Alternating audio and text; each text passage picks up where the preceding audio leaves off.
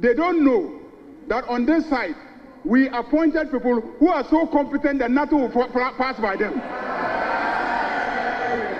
Mr. Speaker, the minister is so competent that they didn't think he would know that those stations were operating without frequency authorization. And when the minister gets to know within 10 days of sitting in that office, they are surprised. They are mesmerized. We have the men and the women who are capable of doing the job. Within 10 days, they got to know. And he's enforcing the law. I don't understand why you are complaining. The minister will shut down the stations today. Tomorrow he will shut them down. Tomorrow next he will shut them down if they want they should go for authorization. And our parliament, majority leader mahama Disgraced NPP for most especially Annor Dompre. Annor Dompre was one of the people I just say Omano be because of parliament the person for manuntum. Na nra omo raise issue be parliament and nyina say 6 radio stations na communication minister Sam George closing it down. Omo chemu say omo ninti ase omo niwa the property nti a Sam George didn't close this radio stations down. Omo to aso bi ma omo chemu say niama John Dramani Mahama and the party cast on be no omo focus on eno some manifesto no niama na e manifesto no no omo focus on eno no munja radio station na omo closing no Emma Annor Dompre so da no be two mo a wo supporting nsema ne call for no eka or parliament. Na buso we na twagu we no and a majority leader mahama sorry no say Debbie nsem na mu di ne sebia ye nsem because muntimi nkyere ye de ye na power ene wa ban mu ye na ye ka ewo mu beside nkofo ye choose wo mo so mo represent ye say ye ministers say ye CEOs say ye hwan say ye head of the bende ben no ye nim say wo mu nim de ye nim say nyansa de nyansa omo obi nti na choose wo mu enti nsem a mo ka de enye ne yiti na nyansa sem bia ni mo nka ma no ntum we nsem a majority leader mahama ekaye de kire Annor Dompre na NPP nkofo bi parliament and we don't waste my time na busia yehwe video no embra ase malikbasintale TV so when the first number channel so bo subscribe share no binya video ni bi enhwe. I thought that the minister in his early days will focus on the promise and the manifesto of the NDC. Definitely, the Ministry of Communication should be looking at the cost of data. Certainly, they should be looking at mobile network connectivity. Certainly, they should be looking at their digital economy and innovation, e-governance services. These are the narratives that should be engaging his attention.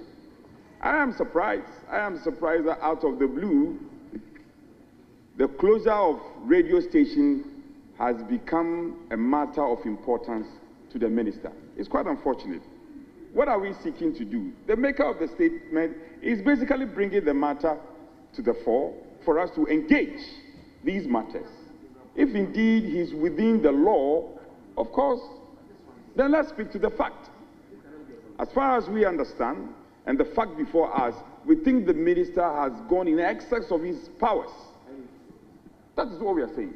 We are an arm of government, and interestingly, the minister is a member of this house. Earlier speakers have referenced his comment when similar actions were taken in times past and the position he took. And his position now smacks of hypocrisy. Section 41 of the same act limits the minister's powers to policy directives, not operational decisions. The directive issued in the media advisory oversteps legal boundaries and constitutes executive overreach. Mr. Speaker, due process was ignored. Even if the affected stations encounter licensing issues, the law specifies a procedure for addressing such matters. Mr. Speaker, Section 9 of Act 775 requires formal notification of the alleged breach. It also requires a reasonable time frame which must be provided for rectification. And the same act says that the station must be allowed to appeal before enforcement action is taken. Section 13 of Act 775 further stipulates that the frequency authorization may be revoked following due process. There is no evidence that these legal procedures were observed prior to the minister's directive. If enforcement actions proceed without adherence to due process, this directive will constitute an abuse of executive power and direct threat to fair regulatory practices. Mr. Speaker, press freedom is also under threat. The directive is not merely a regulatory overreach. It constitutes an assault on press freedom. Article 21(1)(a) of the 1992 Constitution assures freedom of expression, including media freedom. Government's direct shutdowns without due process convey a chilling message to journalists and media organizations that their operations are subject to political approval. A free press is vital for democratic accountability, and this unconstitutional interference must not be tolerated. Somebody is running a radio station, operating it without frequency authorization, and the minister dutifully directs that the law should be enforced, and you come to this house and say that we shouldn't close early and have lunch because of that matter. Mr. Speaker, they are asking how did the minister know? Because they don't know that on this side, we appointed people who are so competent that nothing will pass by them.